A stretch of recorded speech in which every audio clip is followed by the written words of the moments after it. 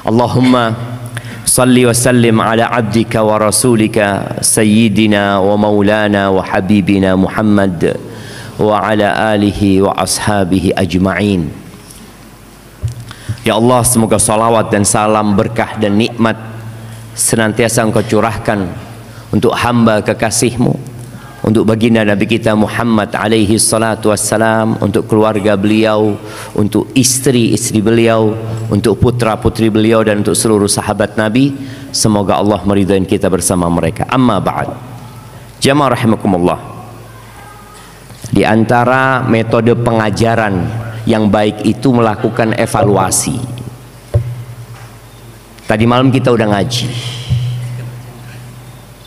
Ana mau tanya, ada 3 cara menghancurkan sebuah peradaban.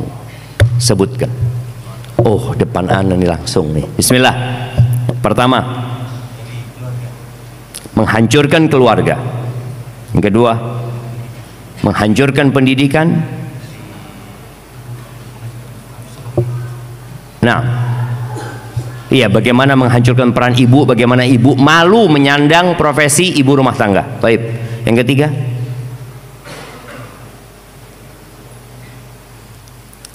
nggak apa-apa, mana kasih ya. Kalau nggak dievaluasi nggak tahu kalau ustadznya ternyata salah paham tadi malam gitu kan. Iya, yang pertama itu menghancurkan keluarga, ya, dengan menghancurkan peran ibu. Jadi menghancurkan peran ibu itu termasuk menghancurkan keluarga tadi.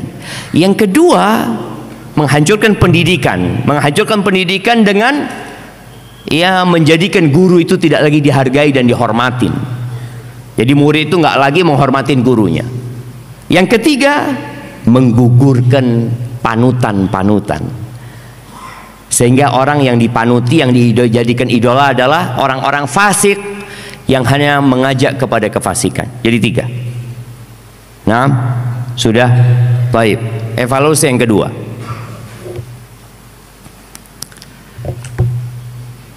Ada beberapa perkara kemarin yang kita sebutkan dalam rangka menghadirkan surga di rumah kita. Ada 2 poin penting. Siapa yang mau menyebutkan? Nah, menyamakan visi dan misi. Ahsan. Yang kedua, menghadirkan sifat penghuni surga dalam rumah. Allahu Akbar, menghadirkan sifat-sifat penghuni surga di rumah kita. Masya Allah, jazakallahu khair. Baik, insya Allah sudah selesai kajian kita yang tadi malam. Kita baru mulai kajian lagi jamaah. Ahibati fillah. Bicara sholat. Sebelum bicara sholat, kita bicara kehidupan kita. Saat ini dunia sedang mengeluhkan banyaknya orang-orang yang mentalnya sakit. Peristiwa-peristiwa yang kita lihat di berbagai belahan dunia, dan mungkin yang di negeri kita, menunjukkan memang ada orang-orang yang sakit jiwanya, mentalnya sakit. Kalau hitungannya WHO itu 1 miliar yang sakit ya. Tapi ana rasa lebih dari itu. Mungkin standarnya WHO berbeda dengan standarnya kaum muslimin. Tapi mereka sudah menyatakan 1 miliar penduduk bumi ini mentalnya nggak benar. Mungkin dia punya uang, mungkin dia juga seorang pejabat, mungkin dia orang biasa-biasa aja, rakyat jelata, tapi ada masalah dengan kehidupan dia. Dan cara memperbaiki masalah itu adalah dengan sholat. Antum lihat ya, ibadah sholat ini berbeda dengan semua ibadah. Berbeda dengan haji yang hanya seumur hidup sekali. Berbeda dengan puasa yang hanya setahun sekali. Berbeda dengan zakat yang hanya diwajibkan bagi orang yang mampu dan setahun sekali, atau kalau zakat pertanian ketika dia panen.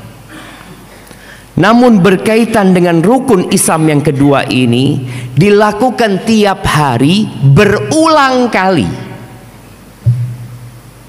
Tiap hari berulang kali. Dan bagaimana Rasul Shallallahu Alaihi Wasallam memerintahkan kepada para orang tua untuk melatih anak-anaknya sholat sejak umur 7 tahun. Padahal anak itu belum mukallaf. Artinya secara hukum agama kalau dia belum baligh dan dia tidak sholat, maka dia nggak dosa.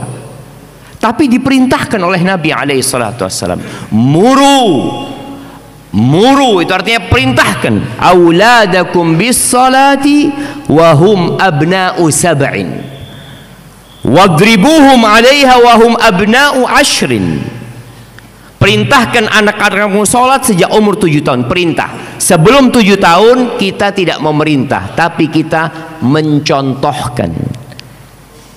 Anak itu belum paham, tapi dikasih contoh, insya Allah dia ikut sholat. Setelah umur 10 tahun dia nggak sholat, apakah selesai tugas orang tua? Ternyata tidak.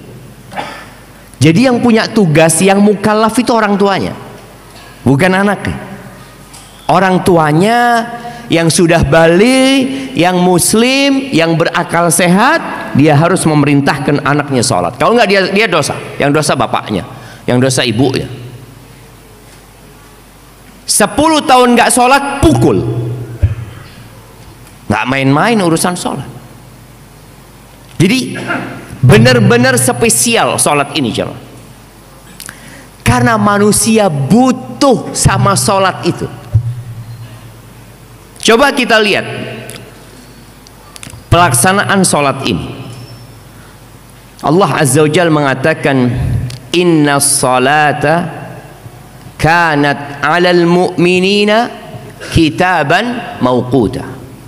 Salat itu adalah kewajiban atas orang-orang beriman yang waktunya sudah ditetapkan. Tidak bisa dimajukan, dimundurkan. Contoh, saya Ustaz banyak dosanya Ustaz. Insya Allah mulai hari ini, supaya saya lebih diampuni dosanya sama Allah, saya akan sholat duhur jam 11 pokoknya Ustaz. Pokoknya jam 11 saya mau sholat duhur. Boleh enggak? Enggak boleh. Asar insya Allah jam 2-an lah. Maghrib, daripada nunggu matahari tenggelam Ustaz, asan pulang kerja nak sholat Ustaz. Nah, dulu anak kalau sampai rumah nggak sholat, lebih baik anak jam 4 sholat maghrib sudah. Nggak bisa, tidak bisa. Dan kalau antum lihat, awal diwajibkan sholat ini 50 waktu, bukan 50 rakaat. Ini 5 waktu, rakaatnya cuma 17. Ketika Isra Mi'raj, dan satu-satunya kewajiban yang disaksikan oleh Al-Mala'ul A'la di langit sana, di Sidratul Muntaha sana, Nabi langsung berbicara dengan Allah Azza wa Jalla, hanya sholat 50 waktu, bayangin ya. Dan Nabi alaihi salatu wasallam turun dengan 50 waktu. Berjumpa dengan Nabi Musa. Kata Nabi Musa alaihi salam, nggak bakal mampu umatmu. Aku sudah ngopeni Bani Israel. Minta keringanan kepada Allah Azza wa Jalla. Naiklah Nabi Muhammad SAW, turun jadi 45, sampai turun jadi 5. Ketika dikasih 5 waktu, kata Nabi Musa alaihissalam, nggak bakal mampu umatmu, kata dia. Minta keringanan lagi. Kata Nabi alaihissalam, laqad raja'tu rabbi hatta istahyaitu. sallallahu wasallam alaika ya Rasulullah. Aku sudah terus minta sama Allah sampai aku malu sama Allah, kata dia. Sudah nggak apa-apa, kata dia. Dan Allah mengatakan huwa khamsun, 5 waktu, wa huwa khamsun, au hiya khamsun wa hiya khamsun. Dia 50 waktu, tapi hitungannya di sisi Allah tetap 50 waktu pahalanya. Dan Allah atur waktunya sedemikian rupa. Ketika bangun tidur memulai kehidupan, dan ditutup ketika kehidupan ditutup. Kalau antum lihat, kehidupan itu sebenarnya dimulai dengan terbitnya fajar. Ketika fajar terbit, kegelapan malam mulai tersingkap. Burung-burung mulai berkicau, berterbangan untuk mencari makan. Itu awal kehidupan. Manusia bangun. Kemana dia bangun? Sebagian mereka berangkat ke pasar. Maka antum lihat, pasar itu ramenya kapan? Subuh. Rame jemaah. Cuma sayangnya mereka nggak sholat. Ustadz suudzon, iya. Makanya anak ingin bagaimana dakwah ini sampai pasar. Nanti panitia Banjarnegara, kalau anak datang lagi ke sini, tolong kajiannya di mana? Di pasar. Soalnya orang kalau sudah datang ke masjid kayak gini, insya Allah orang baik-baik semua. Jadi anak ngisi pengajian ke orang baik itu hanya mau. Tapi ada orang-orang yang nggak pernah datang pengajian jemaah. Di pasar yang ada dalam benak dia fulus. Azan berkumandang dia abaikan. Bahkan dia datang ke pasar di sepertiga malam akhir, di waktu yang paling indah. Dalam 24 jam waktu yang paling mahal sepertiga malam akhir, dia berangkat tuh ke pasar. Sholat enggak, zikir enggak, istighfar enggak, doa masuk pasar juga nggak baca. Maka berarti masjid-masjid di pasar ini harus lebih bagus lagi. Dengan harapan mereka sholat jamaah. Ada yang sholat ada, tapi mungkin nggak semuanya. Tuh subuh awal kehidupan sholat. Lalu mulai orang sibuk dengan kegiatannya. Yang ibu-ibu mungkin masak, mempersiapkan buat anak-anaknya sekolah. Yang bapak-bapak persiapan untuk bekerja, lalu mereka meninggalkan rumah. Dan ada yang stay di rumah. Setelah mereka cukup bekerja, anggap ya jam 7, jam 8, jam 9, jam 10, jam 11, kira-kira jam 12-an engkau harus off. Cukup kerja fisikmu. Ruhmu membutuhkan asupan vitamin. Dengan cara apa? Sholat. Jadi harus off. Bagaimana muadzin mengumandangkan azan di masjid, dia pegang mic, dia ingatkan kepada seluruh penduduk bumi ini, Allahu Akbar, Allahu Akbar, supaya mereka ingat bahwa Allah Maha Besar. Apapun masalahmu, sebesar apapun perkara yang engkau hadapi, Allahu Akbar, Allah Maha Besar gitu loh. Udah tinggal gitu loh. Maka sebagian dari kalangan salafus soleh ada yang kerjanya sebagai tukang emas. Dia bikin emas ya, bikin perhiasan emas. Ketika dia hendak memukul perhiasan itu untuk dimodel ya, lalu dengar Allahu Akbar, Allahu Akbar, berhenti dia jangan. Dia tinggalkan. Dia mengatakan, sudah selesai waktuku untuk urusan ini. Ada urusanku dengan Tuhanku.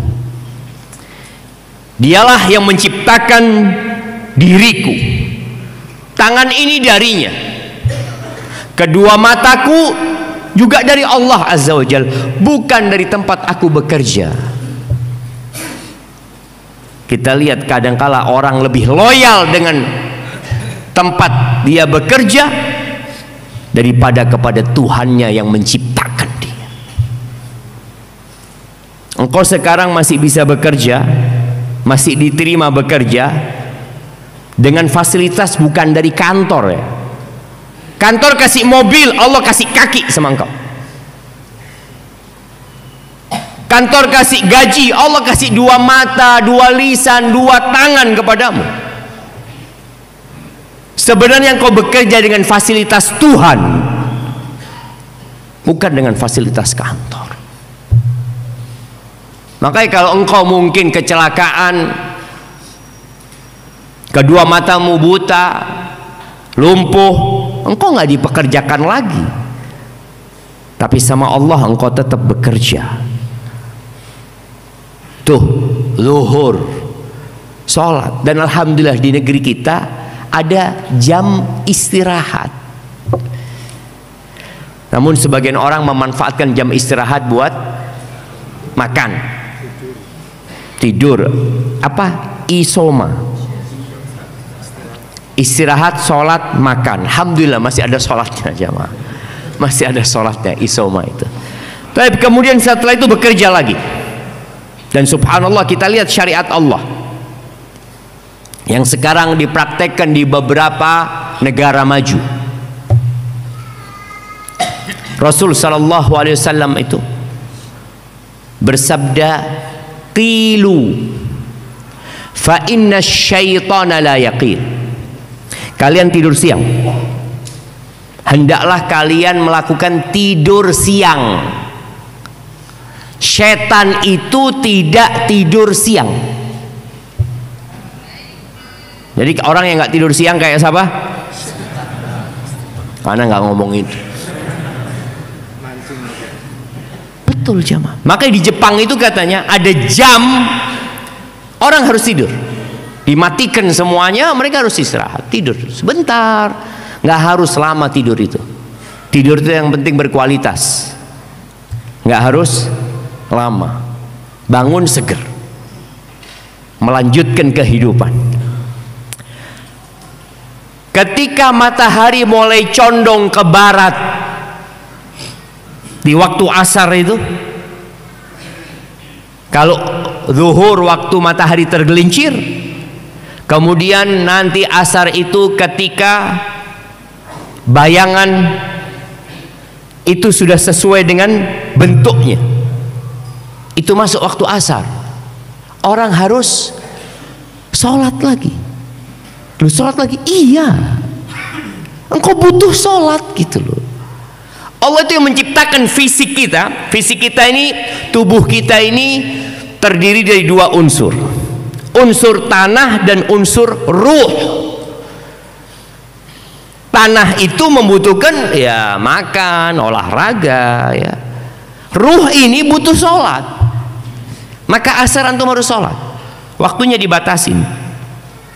Kalau antum nggak sholat, wallah bencana menimpa antum. Kata Nabi alaihi salatu wassalam, man taraka salatal asri faka'annama wutira fi malihi wa ahli. Orang yang kehilangan sholat asar seperti kehilangan keluarga dan hartanya dia. Atau kama qala Rasul sallallahu alaihi wasallam, ka'annama wutira fi ahli. Ana lupa dengan teks hadis itu. Seakan-akan dia kehilangan keluarganya. Kehilangan sholat asar seperti kehilangan kehidupan dia sebenarnya. Dan Allah Azza wa Jalla mengatakan, hafidhu ala salawat was salatil wusta wa qumu lillahi qanitin. Kalian jagalah, peliharalah sholat-sholat yang 5 waktu itu, dan khususnya sholat wusta. Dan menurut pendapat yang rajih, sholat wusta itu sholat asar. sholat asar, karena dia pertengahan. Dimulai dengan zuhur, dimulai dengan subuh, zuhur, kemudian asar, ada di tengah dia, maghrib, isya. Jaga sholat asar, jangan sampai nggak sholat asar. Di daerah pertanian dan persawahan, kadangkala masyarakat itu menunda sholat asarnya, nggak apa-apa, tapi jangan sampai keluar waktu. Jangan sampai keluar waktu, karena kadang-kala di pertanian itu adzannya memang sudah ditunda mereka, padahal sebenarnya sudah masuk waktu dari awal. Kemudian setelah sholat asar, antum sudah mulai istirahat, melepas kepenatan bekerja.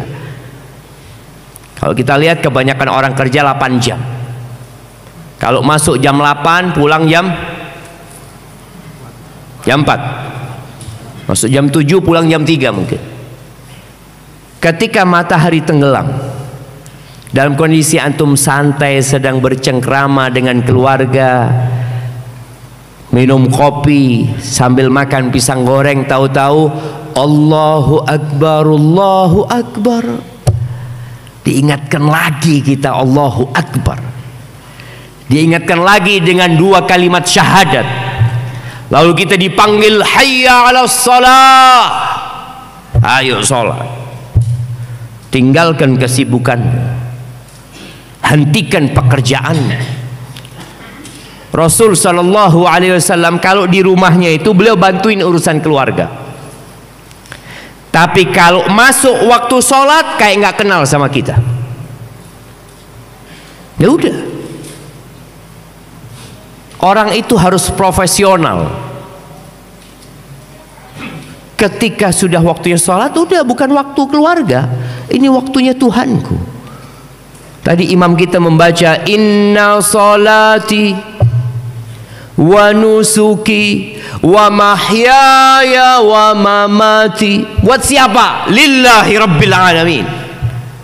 Milik Allah Rabbul Alamin. Dia yang menghidupkan kita, dia yang mematikan kita, dan semua fasilitas dari dirinya lillahi rabbil alamin. Maka kita harus kembali kepada Allah. Udah maghrib, salat maghrib, nggak lama waktu maghrib ke isya itu jamaah. Makanya Nabi SAW membenci tidur sebelum isya dan ngobrol setelah isya.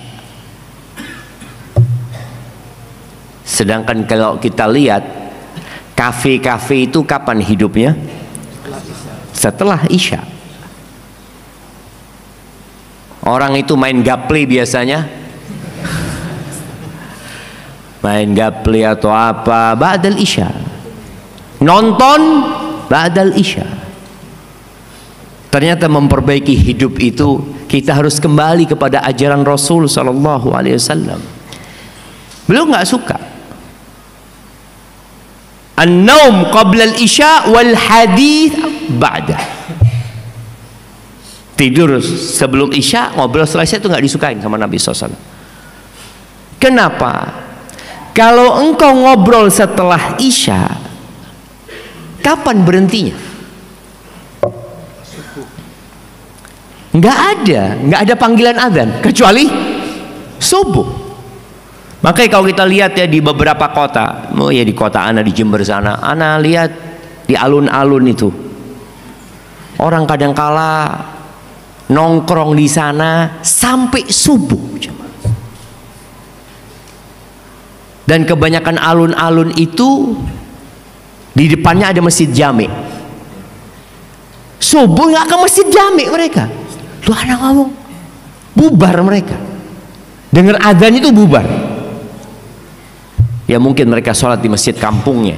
Kita husnudzon. Nah kita lihat tadi, dimulai dengan sholat, ditutup dengan sholat. Jadi kehidupan harus seperti antum mau tidur, sebelum tidur sholat dulu. Ini kita bicara sholat yang wajib dulu jamaah. Dan kalau antum menjalankan sholat yang wajib saja, selamat. Hidup antum selamat. Kalau kita membaca firman Allah Di surat Al-Ma'arij Allah Azza wa Jalla menyebutkan di ayat 19 dan selanjutnya, Allah mengatakan innal insana khuliqa halu'a, sesungguhnya manusia itu diciptakan penuh keluh kesah. Idza massahu syarru jazua, kalau dia disentuh dengan keburukan maka dia marah. Kalau dapat takdir buruk marah. Kenapa? Seharusnya nggak seperti ini. Andai kata aku melakukan ini. Kita lihat, nggak bersabar dia. Dengan musibah yang ada, manusia itu tipikalnya, jadi karakter manusia ini memang seperti itu. Jadi kalau bicara kemanusiaan selalu buruk.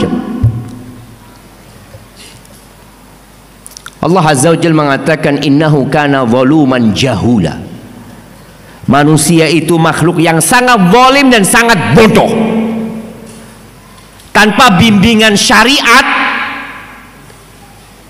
dia akan lebih buruk daripada binatang. Tanpa bimbingan syariat. Allah Azza wa Jalla mengatakan wa in ta'uddu ni'matallahi la tuhsuha innal insana la zalumun kafar. Kalau kalian hendak menghitung nikmat Allah, kalian nggak akan bakal bisa. Sesungguhnya manusia itu sangat zalim dan sangat kafir, jemaah. Makanya Allah turunkan kitabnya, Allah utus Rasulnya untuk mengangkat manusia ini sehingga dia menjadi manusia yang sebenarnya, yang sesuai untuk menempati surga Allah Azza wa Jalla. Tuh, manusia kalau ditimpa musibah, ditimpa hal yang tidak menyenangkan, jazuan. Al-jaza itu tingkatan yang diharamkan dalam menghadapi musibah. Marah-marah, model marahnya boleh jadi dia bunuh diri, tidak menerima takdir Allah Azza wa Jalla. Boleh jadi dia merobek-robek bajunya, menampar-nampar pipinya, atau menulis status yang menunjukkan dia tidak bersabar, melakukan tindakan yang secara syariat dan akal sehat nggak seharusnya dilakukan. Makanya sabar itu artinya menahan diri. Ini kita mulai belajar dari sholat ini, bagaimana menghadapi kehidupan yang banyak hal tidak sesuai dengan harapan kita. Maka sabar. Maka Allah Azza wa Jalla mengatakan wasta'inu bis-sabri was-shalah. Dalam menghadapi kehidupan ini kalian butuh pertolongan. Terus minta tolongnya sama siapa? Sama sabar. Di mana sabar, jemaah? Ana ingat cerita teman di Surabaya. Dia ngomong, Surabaya Ustaz, ana ngelihat di satu rumah sakit ada bapak ibu ini bikin tempat di rumah sakit itu dari kardus, Ustaz, karena anaknya harus dirawat, anak satu-satunya harus dirawat, dan mereka nggak punya uang. Tidurnya di sana, di pojokan sana. Bapaknya bekerja, nanti ibunya nungguin anaknya di sana. Kata dia ngomong, ini Ustaz, kalau sabarnya sudah habis Ustaz, kulaan lagi Ustaz. Betul. Kita perlu kulaan sabar. Di mana jamaah toko grosir yang menyediakan sabar? Di mana jamaah? Ada banyak tempat agar kita lebih bersabar. Salah satunya ziarah kubur, ingat mati. Kemudian melihat kepada yang di bawah, melihat yang musibahnya lebih besar, Sehingga antum, ternyata musibahku nggak sebesar dia. Wassalah, dan minta tolong dengan sholat. Nih, jadi manusia itu makhluk yang suka berkeluh kesah. Kau dapat musibah yang buruk, oh aduh dia ngomong sana ngomong sini ya. Lalu kata Allah, wa idza massahul khairu manua. Tapi kalau dikasih kenikmatan, dikasih harta, dikasih kebaikan, dia jadi orang yang pelit, bakhil jamaah, manua, dia pegang tuh harta. Kalaupun dia mengeluarkan hartanya tidak banyak, manua. Lalu Allah Azza wa Jalla menyebutkan, ada orang-orang yang selamat dari karakter buruk tadi.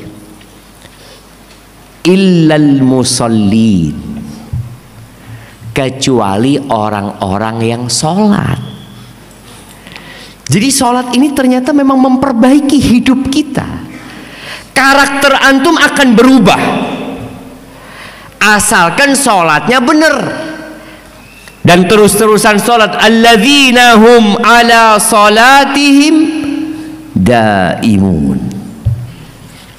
Mereka adalah orang-orang yang sholatnya terus-terusan, bukan bolong-bolong. Jadi perlu mendawamkan sholat ini, paling tidak yang 5 waktu. Dan buat bapak-bapak, ingat sabda Nabi alaihi salatu wassalam. Beliau mengatakan, khairu salatir rajuli fi baitihi. Sebaik-baiknya sholat seorang laki-laki di mana? Di rumahnya. Dengarkan antum hadisnya. Khairu salatir rajuli fi baitihi. Sebaik-baiknya sholat seorang laki-laki di mana? Di rumahnya. Betul.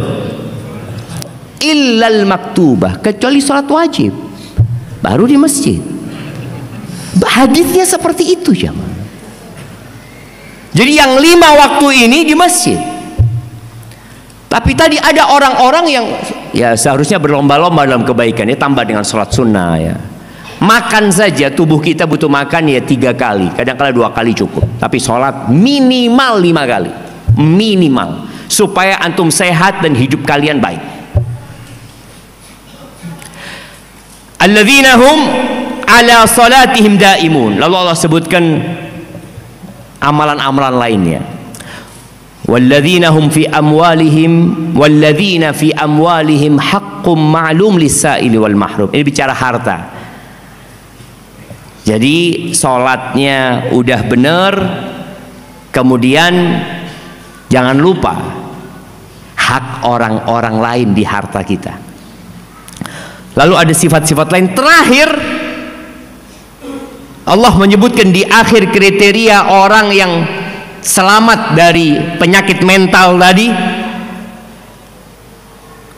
Allah mengatakan di ayat 34, walladzina hum ala salatihim yuhafizun.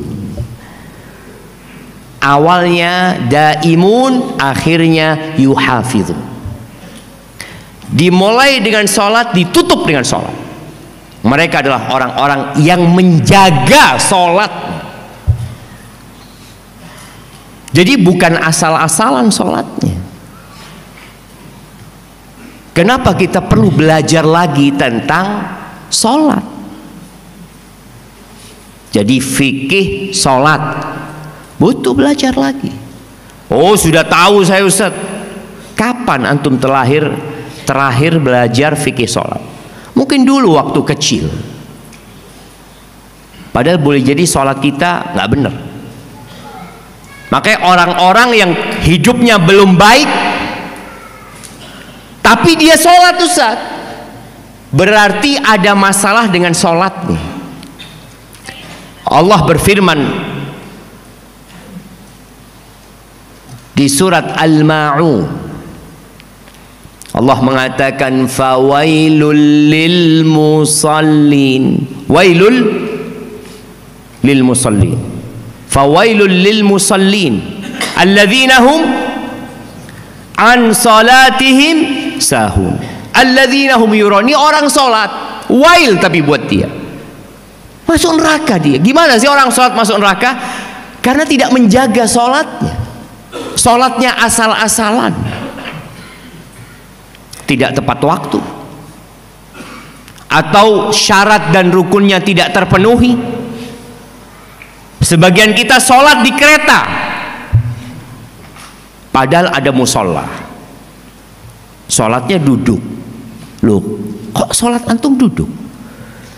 Padahal berdiri itu rukun sholat bagi yang mampu, nggak gugur kewajiban berdiri. Kemudian kita diperintahkan untuk menghadap kiblat. Antum sholat nggak menghadap kiblat? Oh, nggak bisa. Kok nggak bisa? Ada musolanya. Ya capek lah ke sana, Ustaz. Udah duduk nggak menghadap kiblat, tayamum lagi. Bukan boleh tayamum, Ustaz? Iya boleh. Kalau nggak ada air.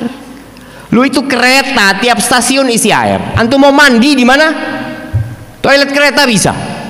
Bisa nggak jamaah? Bisa apa enggak? Banyak air di situ. Terus antum tidak berwudu, tidak berdiri, tidak menghadap kiblat. Lo coba diperhatikan. Lo anak dulu belajar nggak apa-apa. Coba dilihat lagi. Pelajarin lagi. Dalemin lagi. Apakah memang boleh kita tayamum padahal ada air? Seperti jemaah haji. Jemaah haji ketika tawaf batal. Apa kata dia? Tayamum.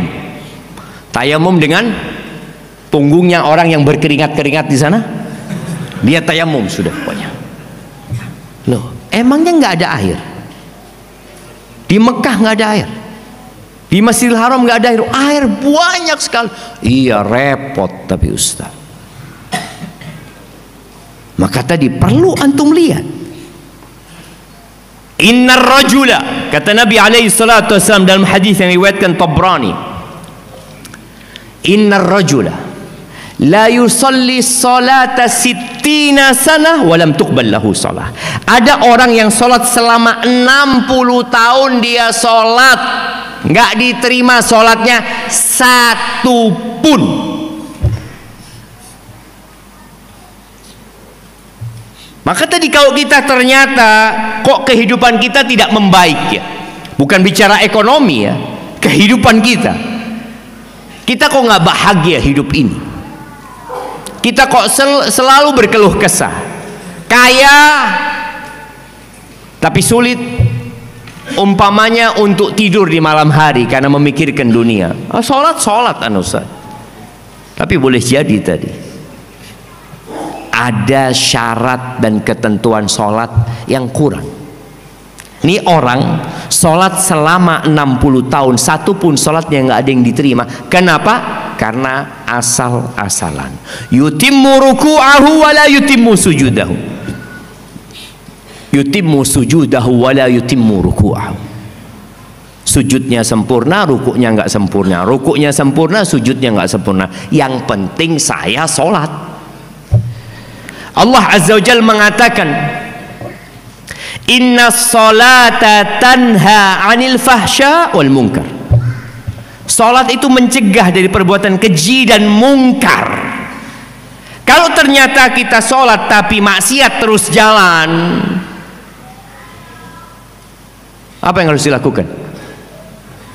Berhenti salat. Karena ada orang yang mengatakan, apa gunanya antum sholat, maksiat jalan terus, nggak usah sholat udah. Loh, 2 kali dosanya dia. Dosa nggak sholat, dosa maksiat. Maka biarkan dia sholat, tapi bagaimana diajak memperbaiki sholatnya. Antum punya kawan sholat, tapi Allah Ustaz judol terus Ustaz. Mungkin di tempat kerja, iya. Judi ini seharusnya, ya ini judi termasuk yang mencegah dari sholat. Khamr dan judi itu termasuk yang mencegah dari perbuatan sholat. Jadi orang sulit untuk melaksanakan ibadah karena dosa-dosa itu. Maka bagaimana orang yang sholat tapi ternyata maksiat masih jalan? Tolong diperbaiki sholatnya.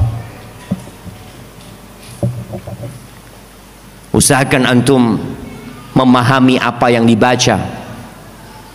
Paling enggak Al-Fatihah. Kapan terakhir antum membaca tafsir surat Al-Fatihah? Coba antum lihat. Ana sudah ngaji Al-Fatihah, Ustaz. Kapan? Ya 15 tahun yang lalu. 15 tahun yang lalu. Lupa udah kita coba.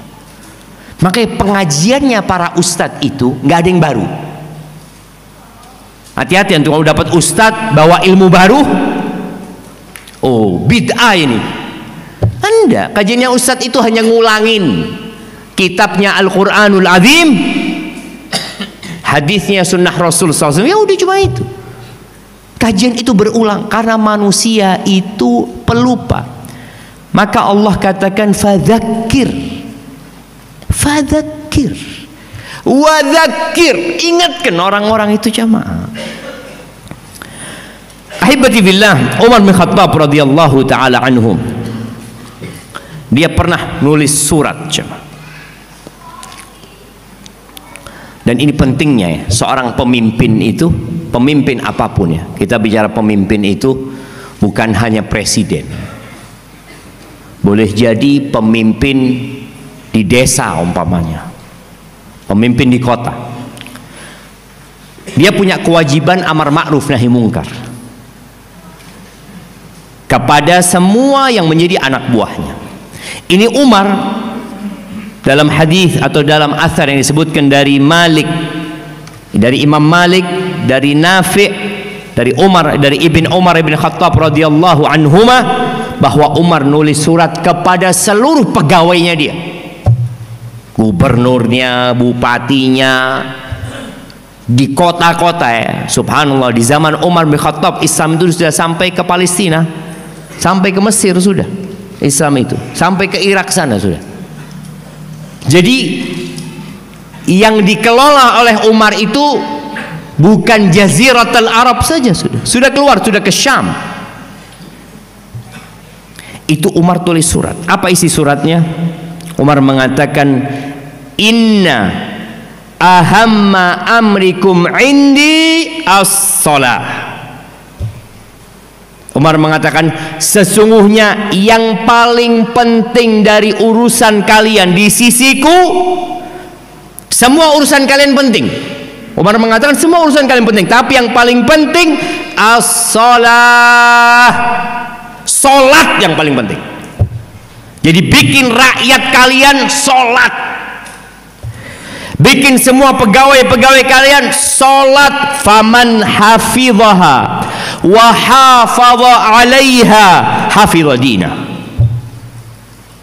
Barang siapa yang menjaga solatnya, kemudian dia tekun memelihara solatnya.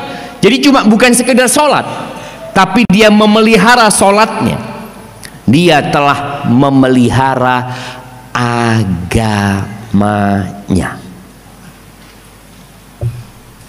Wa man dhiya'aha, tapi kalau dia sudah mengabaikan solat, fahuwa lima siwaha adya, maka untuk kerjaan lainnya parah dia, untuk ibadah lainnya parah.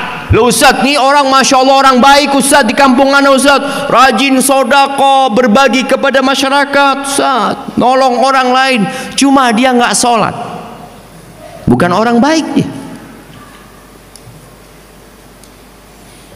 Boleh jadi sodakohnya ria, hanya cari popularitas.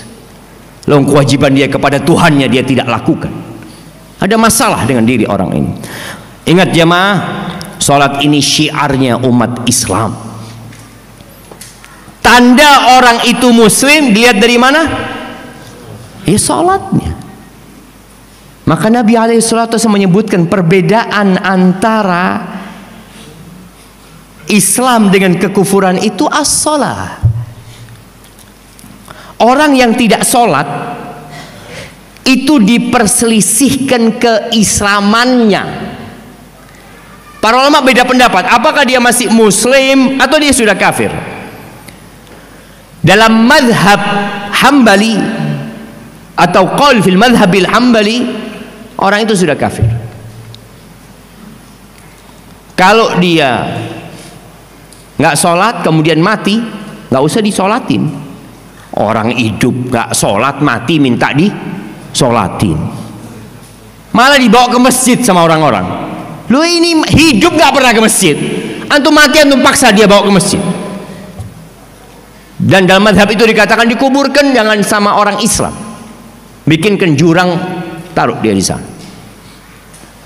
Dalam madhab Syafi'i tetap dianggap muslim selama dia meyakini sholat itu kewajiban, tetap dia dianggap muslim. Tapi dia dibunuh kalau tetap nggak sholat. Tapi dibunuhnya bukan murtad. Kalau dalam mazhab Hambali dibunuh karena murtad, dia enggak, saya nggak mau sholat, saya nggak mau sholat, ya sudah dibunuh. Diminta tobat, nggak mau dibunuh. Dalam mazhab Syafi'i ditangkap orang ini yang nggak sholat, kemudian diminta bertobat untuk sholat. Kalau tidak mau, yuqtalu ta'ziran, dibunuh ta'zir sebagai hukuman agar membuat orang lain jera tetap sholat. Sampai seperti itu jam. Dan Nabi SAW mengatakan awwalu ma yuhasabu bihil abdu yaumal qiyamah as-salah. Yang pertama dihisab pada hari kiamat adalah sholat.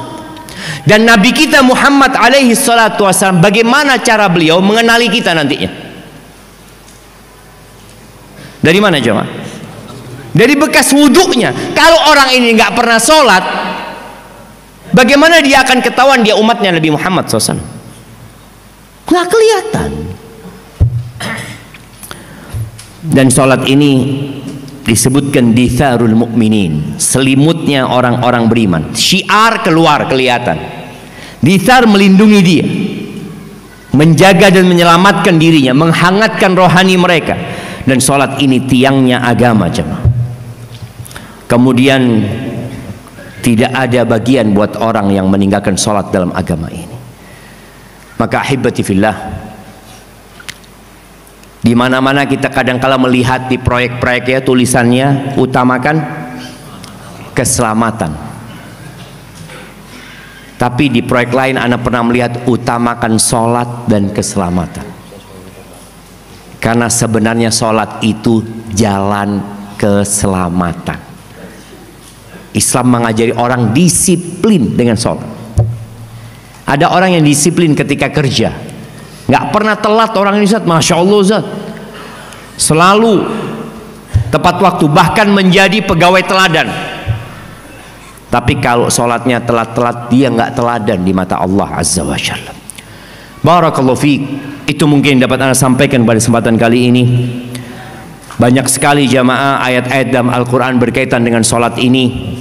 Antum bisa baca dalam Al-Quranul Azim. Antum baca di surat Thaha ayat 13-14, di surat Al-Hijr 97-99 ya. Nabi SAW kalau punya masalah beliau larikan ke sholat. Jadi antum kalau punya masalah, sudah berhenti aktivitas, ambil sejadah, sholat, ambil wudhu, sholat. Kemudian di surat Maryam ayat 55, di surat Hud ayat 114, ini cerita tentang bagaimana sholat diperintahkan dan kita harus menjaganya, dan keluarga kita bagaimana menjaga sholat kita.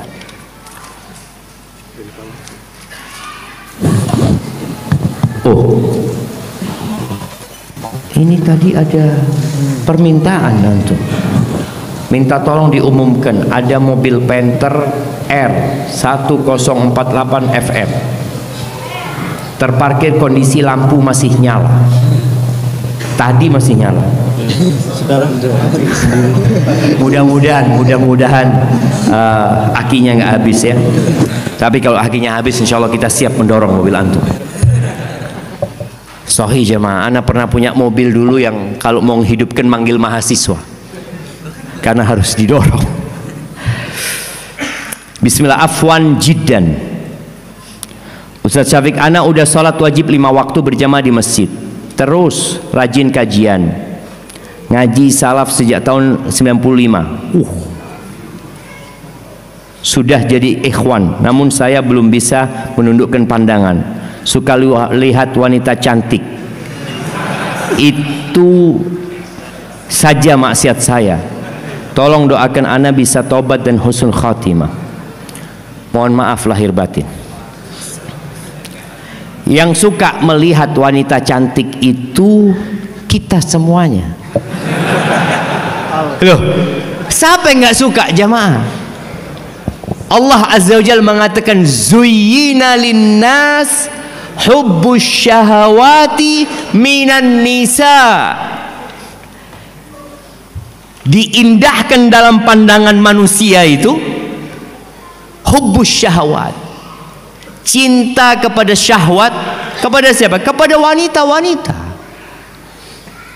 Jadi kalau alasan antum ya karena anak ini suka dengan wanita cantik, akhirnya anak nggak bisa menundukkan pandangan, ya bermasalah dengan diri kita. Allah perintahkan kepada kita untuk menundukkan pandangan. Kalau sholat antum benar, zikir antum benar, antum akan dijaga sama Allah Azza wa Jalla. Jadi di antara ganjaran dan balasan Allah kepada hambanya yang berbuat amal soleh adalah kebaikan selanjutnya. Jadi kalau antum ngelihat perempuan lalu antum tundukkan pandangan kemudian beristighfar rabbighfirli wa tub alayya innaka antat tawwabur rahim, insyaallah salat antum lagi benar. Karena antum dibantu sama Allah untuk menghapuskan bekas pandangan mata itu jemaah. Wallah jemaah, kata Nabi SAW, an-nadratu sahmun min sihami iblis masmumah. Pandangan mata itu jangan dianggap remeh antum. Itu anak panah iblis yang beracun. Sholat pun antum akan memikirkan perempuan itu. Iya. Karena kalau bicara beracun, dia itu akan mengalir menuju ke hati kita. Jadi panah beracun itu kadangkala nggak perlu sampai menancap, hanya tergores sedikit sudah membahayakan diri kita. Kenapa Nabi SAW mengatakan ketika ditanya tentang nadratul fuj'ah, ya, pandangan mata yang tiba-tiba nggak sengaja antum melihat, isrif basar, palingkan pandanganmu, karena Nabi sayang sama kita cuma. Jadi fitnah para laki yang terbesar adalah fitnah wanita, dan dimulai dengan mata. Maka Allah katakan wa qul lil mu'minin yaghuddu min absarihim. Katakan kepada orang-orang beriman agar mereka menundukkan pandangan mereka. Jadi kalau bicara antum terfitnah dengan wanita, semua di masjid ini sama terfitnah dengan wanita.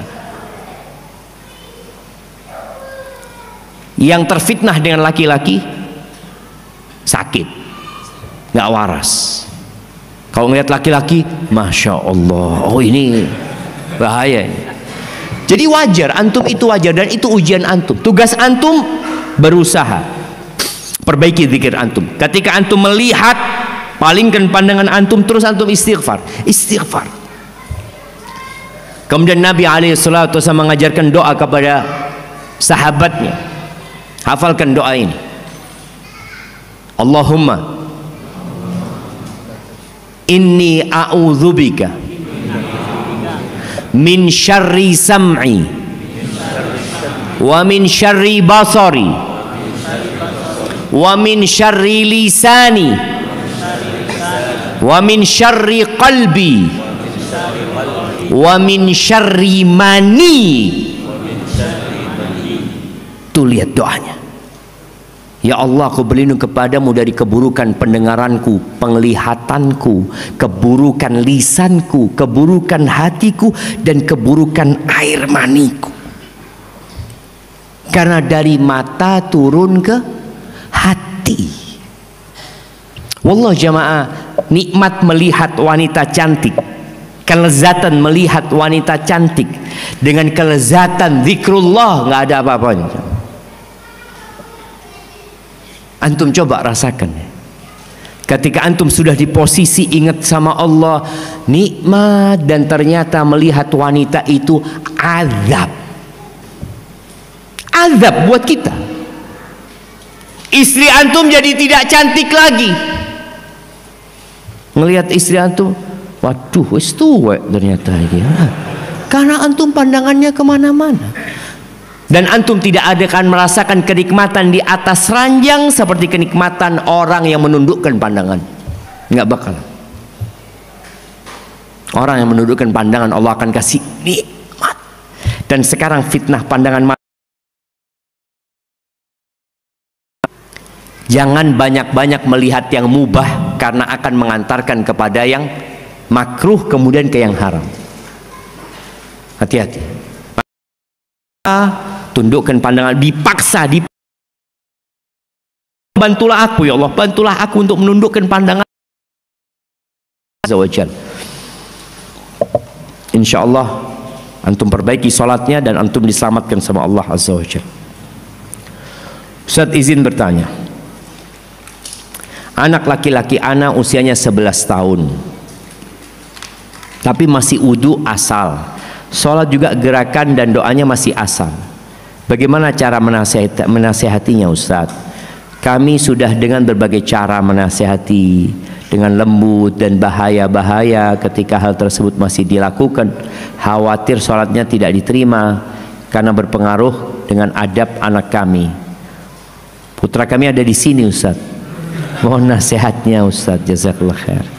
Mudah-mudahan putranya bangun jemaah. Karena kadangkala ya ngantuk ya kajian subuh ini. Iya. Bicara bagaimana orang tua mengajarin anaknya sholat ini memang butuh perjuangan ya. Allah Azza wa Jalla berfirman di surat Thaha ayat 132 yang tadi ana minta antum baca. Allah mengatakan wa'mur ahlaka bis salati wastabir 'alaiha la nas'aluka rizqa nahnu narzuquk wal aqibatu littaqwa. Kata Allah Azza wa Jalla, suruh keluargamu salat dan wastabir. Wastabir ini dari asal kata sabar, wasbir. Tapi ada tambahannya, wastabir. Tambahan huruf itu menunjukkan tambahan kerjaan. Jadi bukan sabar biasa, butuh ekstra sabar. Ana sebagai ibu anak, Syafiq, sholat, ya mah, masuk kamar. Jadi sarung itu ada di atas sejadah. Anak ambil itu sarung cuma diginikan. Terus ada berangkatnya. Sudah, oh sholat. Mana buktinya? Oh itu sarungnya sudah nggak rapi lagi. Sampai suatu hari ibu Ana memperhatikan Ana dari lubang kunci. Ketahuan nanti. Akhirnya ya dimarahin, kasih tahu. Ya harus sabar, atau ibu Ana sabar menghadapi Ana. Kita pun harus sabar menghadapi anak-anak. Dan bagaimana Ana sekarang membangunkan anak Ana sholat subuh dan sholat asar. Bangunkan ya. Ayo bangun, bangun. Dia udah bangun, berangkat ke toilet. Ana tunggu. Nunggu di kamar karena dia bakal ngambil bajunya di kamar. Gak ke kamar-kamarnya mah. Tidur lagi dia di kursi.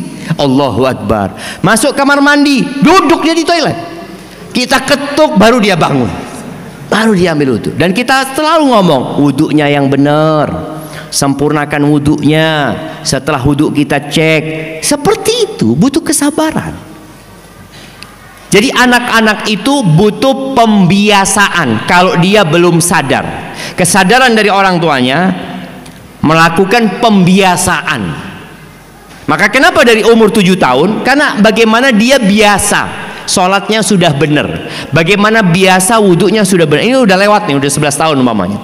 Maka harus banyak lagi kita duduk sama anak kita, membiasakan mereka, dan doa. Nabi Ibrahim aja berdoa, mengatakan, iya, siapa yang hafal doanya Nabi Ibrahim? Nah, belum, pertanyaannya belum selesai. Doanya Nabi Ibrahim sebelum punya anak, Dan doanya Nabi Ibrahim setelah punya anak. Nah, sebelum punya anak doanya Rabbi habli minas salihin. Setelah punya anak, Rabbi ij'alni muqimas shalah wa min dzurriyyati. Rabbana wa taqabbal du'a. Ya Allah, jadikan aku orang yang mendirikan salat dan anak keturunanku. Jadi setiap doa Nabi Ibrahim menyisipkan anaknya. Ada doa sebelum itu.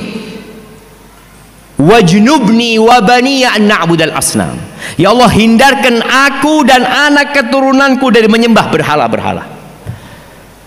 Jadi setelah punya anak, tolong anaknya disisipkan dalam doanya. Setiap doa minta ini, ya Allah, anak-anakku juga ya Allah. Minta ini, anak-anakku juga ya Allah. Minta ini, anak-anakku juga. Seperti itu. Semoga dengan itu anak-anak kita dijaga oleh Allah Azza wa Jalla.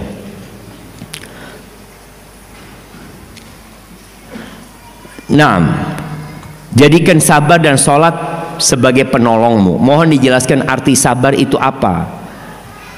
Karena yang kami fahami bahwa sabar itu seolah-olah pasrah, atau kalau orang Jawa nyebutnya nerimo atau pasif. Nah, siapa yang mau menjelaskan arti sabar? Sabar, sabar. Apakah sabar itu nerimo? Nah, sabar itu ridha atas ketetapan Allah. Enggak, ridha itu sudah di atasnya sabar. Jadi ada 4 tingkatan menghadapi musibah, jemaah. Yang pertama jaza, yang tadi disebut innal insana idza massahu syarru jazua. Jaza itu artinya nggak nerima, artinya dia marah-marah, ngomong nggak enak, melakukan tindakan yang di atasnya sabar. Di atas sabar ada lagi namanya ridho, di atasnya ridho ada lagi namanya syukur.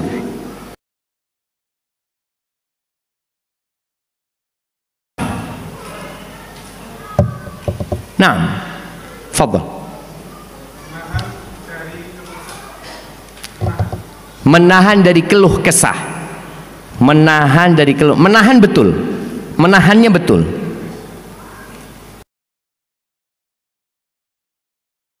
Pola. Kita kasih hadiahnya. Jadi para ulama ketika mendefinisikan sabar adalah habsun nafs, ya, menahan diri dari melakukan perbuatan atau mengucapkan ucapan yang tidak sesuai dengan syariat dan akal sehat. Syariat dan akal sehat. Artinya kayak orang umpamanya nyobek-nyobek bajunya ketika dia dapat musibah, apa manfaatnya gitu loh. Secara akal sehat nggak ada gunanya gitu loh. Atau dia teriak-teriak anaknya meninggal dunia, dia teriak-teriak, nah kok ditinggal ibu, nah loh, apakah berguna? Anaknya bisa hidup lagi? Ibu ya ibu, nggak ada, nggak bisa. Jadi sabar itu menahan diri dari melakukan perbuatan yang tidak diridhoin Allah dan tidak sesuai dengan akal sehat, dan mengucapkan ucapan tadi. Jadi dia belum nerimo sebenarnya, jamaah, masih nahan, ya Allah, berat, itu sabar. Maka dikatakan oleh Nabi alaihi salatu wasallam, innamas sabru inda sadmatil ula. Sabar itu pada awal hempasan. Jadi antum kalau kepingin tahu orang sabar itu bagaimana ketika dia pertama mendengarkan musibah. Contoh, antum duduk di ruang tunggu, nunggu pesawat. Tahu-tahu ada pengumuman pesawat antum cancel. Apa yang antum lakukan? Oh, poiki. Ada yang langsung, penerbangan apa ini? Maskapai apa ini? Ada orang yang pertama dengar itu, inna lillahi wa inna ilaihi raji'un. Ini sabar. Makanya Allah katakan wabasyiris sabirin, berikan kabar gembira kepada orang-orang yang sabar. Alladzina idza asabathum musibah, mereka adalah orang-orang yang kalau terkena musibah qalu inna lillahi wa inna ilaihi raji'un. Itu satu pesawat semuanya terdampak, bukan cuma antum doang. Semuanya terdampak. Ada musibah yang menimpa pribadi. Tapi bagaimana sabar menghadapi ini? Mungkin berkaitan dengan suami. Suami zalim, Ustaz. Apa ana harus sabar? Ya kalau engkau bisa bersabar, bersabar jangan. Terus terang ana, ya ustadz itu nggak boleh berhenti nuntut ilmu. Ustadz itu harus terus belajar. Dan media belajar sekarang banyak ya. Kajian-kajian masyayikh itu sudah bisa didengarkan walaupun mereka sudah meninggal dunia. Berbeda dengan zaman dulu. Imam Syafi'i meninggal dunia, ya sudah, murid-muridnya nggak akan pernah mendengar suaranya Imam Syafi'i. Tapi sekarang dengan adanya video ya, direkam, antum bisa belajar tafsir dari masyayikh ya. Ana mendengarkan seorang syekh ya, yang ditanya, ini berkaitan sabar menghadapi suami. Kalau ana ditanya, dia mengatakan, Syekh, ana seorang istri punya anak, suami ana pemabuk, Syekh, nggak sholat apa sudah, namanya pemabuk nih. Tadi malam Syekh, ini live di TV, dia bertanya, tadi malam dia datang tengah malam ketika aku sedang baca Quran, Syekh. Dia ambil Quranku, dia robek, dia buang Quran itu, Syekh. Apa yang harus aku lakukan, Syekh? Kira-kira kalau antum ditanya ada suami kayak gitu, apa yang antum katakan? Langsung ke pengadilan agama, gua cerai sudah. Apa baiknya orang kayak gitu? Syekh ini bertanya, engkau punya anak berapa? 5, Syekh, kata dia. Terus engkau kalau berpisah sama suamimu, bagaimana kondisimu nantinya? Ya, anak dari desa, anak nggak punya siapa-siapa. Yang jelas anak-anak akan dibawa sama suami. Seperti itu. Lalu Syekh mengatakan, nah, Syekh ini umurnya 90 tahun jamaah, yang sudah makan asam garam ya. Syekh itu mengatakan, nak, sabar kau nak ya, sabar nak, suruh sabar sama Syekh. Soalnya kalau engkau berpisah, pemabuknya jadi 6 nanti. Iya, karena anak itu akan ikut bapaknya. Bapaknya orang kuat, orang kaya. Sang ibu ini orang desa, nggak mampu apa-apa, dan dia nggak akan bisa merawat anaknya juga nantinya. Maka akhirnya saya sabar nak, kata dia. Sabar, kata dia. Engkau banyakin doa, layani suamimu dengan baik. Terus engkau berdoa. Subhanallah jamaah. Setahun kemudian perempuan ini telepon lagi sama Syekh itu di TV. Syekh, kata dia, engkau ingat sama aku, Syekh, kata dia. Enggak, kata Syekh, enggak ingat lah, kata dia. Udah lama, udah setahun, kata dia. Zakirni, ingatkan aku dengan engkau, kata dia. Syekh, ana yang sempat sampaikan kepadamu, ana punya suami pemabuk yang merobek Al-Quran ini itu. Iya, ana ingat, kata Syekh itu. Gimana sekarang suamimu? Alhamdulillah Syekh, suami ana sekarang yang buka masjid waktu subuh, yang buka pintu masjid waktu subuh. Maka tadi kadangkala kita ini meremehkan doa jamaah. Sabar itu pasrah, enggak, ada usaha. Dan kesabaran itu memang pahit jamaah. Nabi alaihi salatu wasallam mengatakan,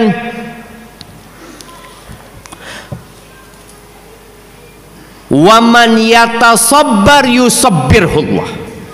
Barang siapa yang berusaha untuk bersabar, dia berusaha untuk nahan diri dia dari melampiaskan amarahnya, dia nahan diri, yusabbirhullah, Allah akan jadikan dia orang penyabar. Jadi perlu usaha.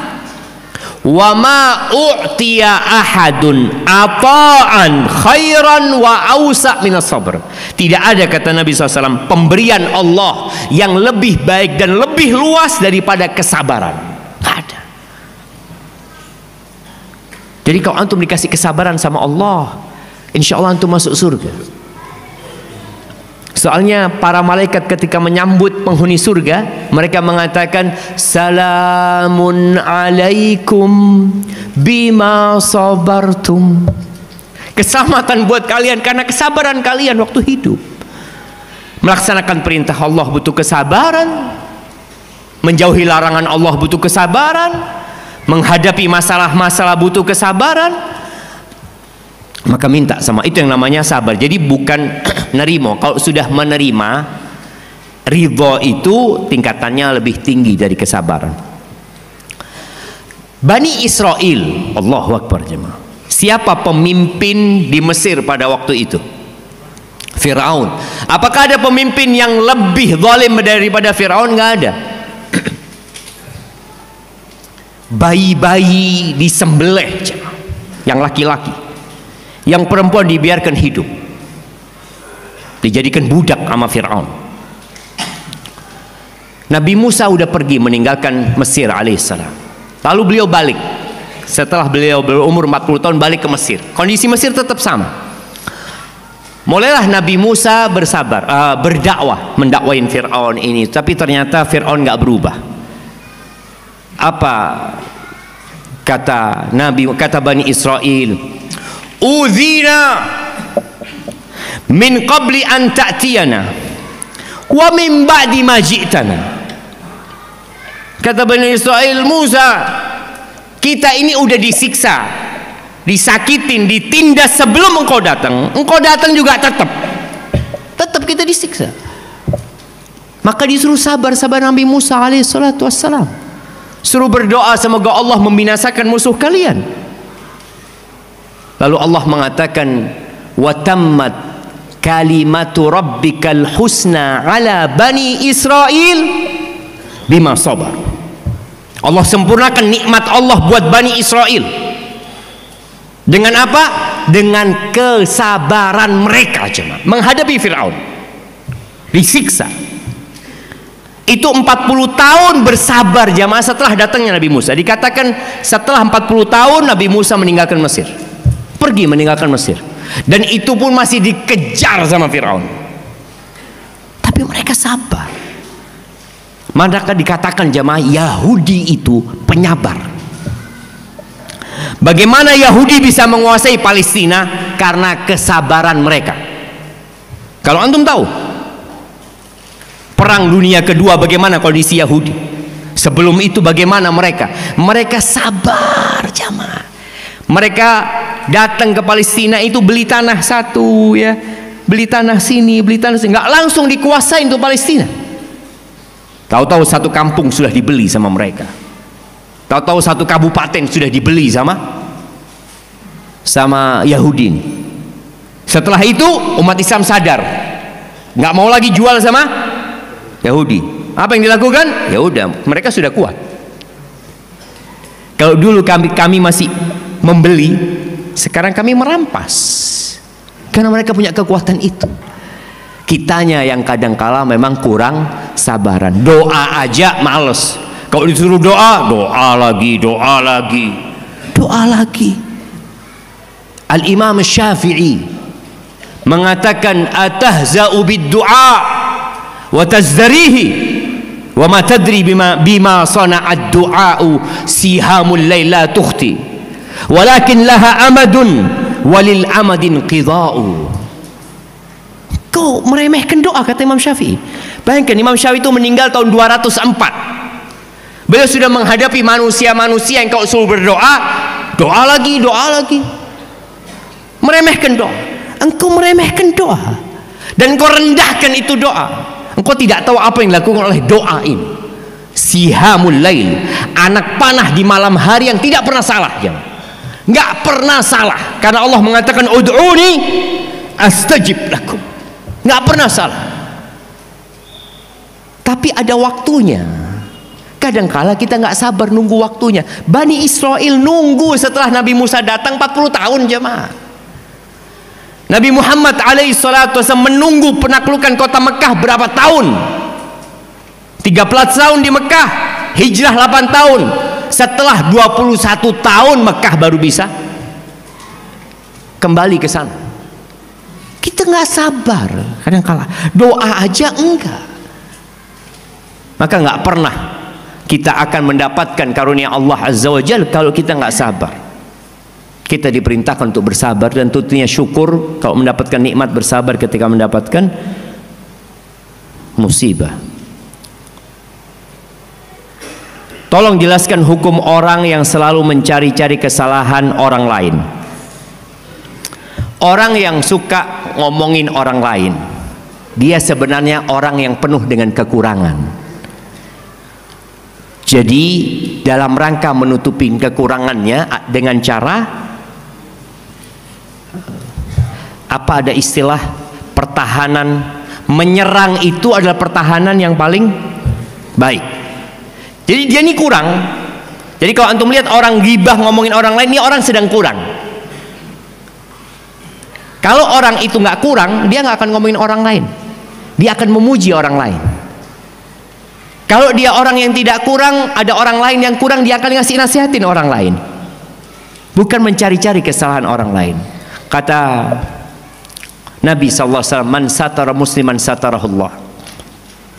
Barang siapa yang menutupi aib seorang muslim, maka Allah akan menutupi aibnya. Ingat ya, persidangan pada hari kiamat ada dua, seperti di dunia ini. Ada persidangan tertutup, ada persidangan terbuka. Orang yang suka ghibain orang, yang suka menjelek-jelekkan orang lain, mencari kesalahan orang lain, boleh jadi sidang dia terbuka. Wa man tatabba'a aurata akhi tatabba Allah aurata. Barang siapa yang mencari-cari kesalahan saudaranya, maka Allah akan menghimpun, mengumpulkan semua kesalahan dia. Dan Allah akan lecehkan dia, wa in kana fi qa'ri dari. Walaupun dia di tengah-tengah rumahnya nggak ada orang yang tahu, Allah akan bongkar kesalahan dia aja. Itu kalau kita suka mencari-cari kesalahan orang. Maka kalau antum ingin sidang di hari kiamat tertutup, tutupin aib orang lain. Allah akan tutupi aib kita, jamaah. Barakallahu fiik. Taib, ini pertanyaan terakhir.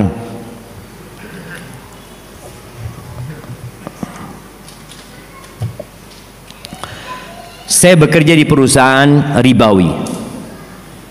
Hutang saya masih banyak. Dan gaji saya selalu habis buat ngangsur. Tapi saya punya usaha sampingan yang alhamdulillah sekarang sedang membaik setelah saya mengenal manhaj salaf. Saya pingin sekali hijrah dari pekerjaan saya, tapi hutang belum lunas. Mohon pendapatnya dari Ustaz. Barakallahu fikum. Jamaah rahimakumullah, bersyukurlah atas nikmat hidayah. Wallah, hidayah itu mahal, jamaah. Dan kalau bicara riba, ekonomi yang dibangun di atas riba itu dimulai dengan Yahudi memang. Maka kalau antum baca Quran, antum akan mendapati Yahudi dulu dari sebelum Islam, mereka adalah pelaku riba. Mereka tidak mau bekerja. Mereka mau orang lain yang bekerja dan dia mendapatkan keuntungan tanpa dapat kerugian. Maka orang yang pinjam ke lembaga riba, pinjol juga lagi. Umpamanya yang ada unsur riba di situ, antum sebenarnya diperbudak oleh pemilik uang itu. Dia nggak mau rugi, antum suruh kerja terus melunasi bunganya saja. Dan ketika antum rajin melunasi dan baik, antum dipinjemin lagi.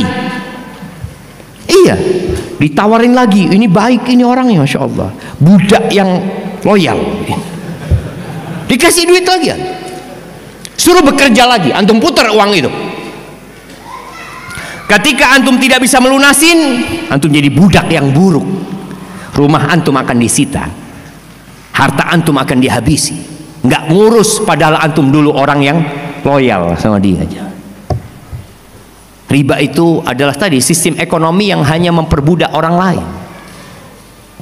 Punya uang banyak tapi dia nggak mau usaha. Kenapa? Kalau dia usaha boleh gagal, boleh sukses. Kalau dia buka pertanian ini nanti gimana? Kalau riba kan untung terus. Tapi Allah mengatakan yamhaqullahu riba. Allah menghancurkan riba itu sedikit-sedikit, pelan-pelan, jemaah. Maka nasihat ana buat antum, kalau antum bisa keluar.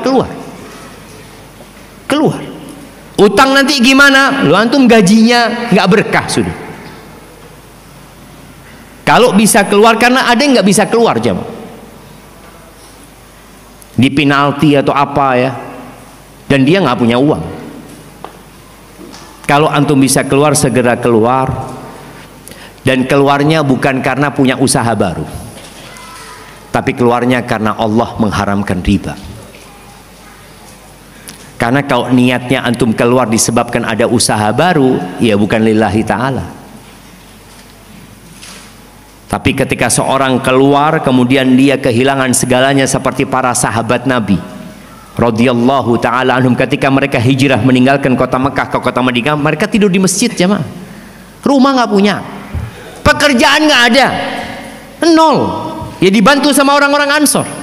Ada kurma, mereka makan kurma. Kadangkala Abu Hurairah itu sampai tahun ke-7 itu, Abu Hurairah cerita, kadangkala dia seperti pingsan, jemaah, sampai diinjak kepalanya sama orang yang dikira kerasukan jin. Padahal dia ngomong, aku nggak ada masalah kecuali lapar aja, aku nggak ada makanan. Dan seorang yang hijrah akan diuji sama Allah Azza wa Jalla untuk membuktikan benarkah hijrahmu karena Allah atau karena urusan dunia. Karena ada orang yang hijrah hidupnya susah, balik lagi dia, berarti dia hijrahnya karena urusan dunia. Barakallahu fiik. Itu yang dapat Anda sampaikan pada kesempatan kali ini. Jamaah rahimakumullah, doakan negeri kita, doakan pemimpin-pemimpin kita. Fudail bin Iyad mengatakan, kalau aku punya satu doa mustajab, maka aku akan berikan kepada pemimpin kita. Karena kalau pemimpin itu baik, insya Allah yang lainnya akan baik. Maka kita berdoa memohon kepada Allah Azza wa Jalla dengan nama-namanya yang indah, dengan sifat-sifatnya yang mulia. Allahumma lakal hamdu kulluh wa lakas syukru kulluh wa ilaika yurja'ul amru kulluh. Allahumma qsim lana min khasyatika ma tahulu bihi bainana wa baina ma'asik, wa min ta'atika ma tuballighuna bihi jannatak, wa min al-yaqin ma tuhawwinu bihi alaina masa'ibad dunya, wa matti'na bi asma'ina wa absarina wa quwwatina ma ahyaytana waj'alhu al-waritha minna waj'al tha'rana ala man zalamana wansurna ala man adana ولا تجعل مصيبتنا في ديننا ولا تجعل الدنيا أكبر همنا ولا مبلغ علمنا ولا تسلط علينا من لا يرحمنا. اللهم اجعل هذا البلد آمنا مطمئنا. اللهم اجعل هذا البلد آمنا مطمئنا. اللهم أصلح ولي أمرنا وولاة أمور المسلمين. اللهم أصلح شباب المسلمين. اللهم وفقهم إلى طاعتك يا رب العالمين. اللهم انصر إخواننا المستضعفين في كل مكان. اللهم انصر إخواننا المستضعفين في غزة وفي فلسطين. ربنا ظلمنا أنفسنا وإن لم تغفر لنا وترحمنا لنكونن من الخاسرين. ربنا آتنا في الدنيا حسنة وفي الآخرة حسنة وقنا عذاب النار. وسبحان ربك رب العزة عما يصفون وسلام على المرسلين والحمد لله رب العالمين. والسلام عليكم ورحمة الله وبركاته.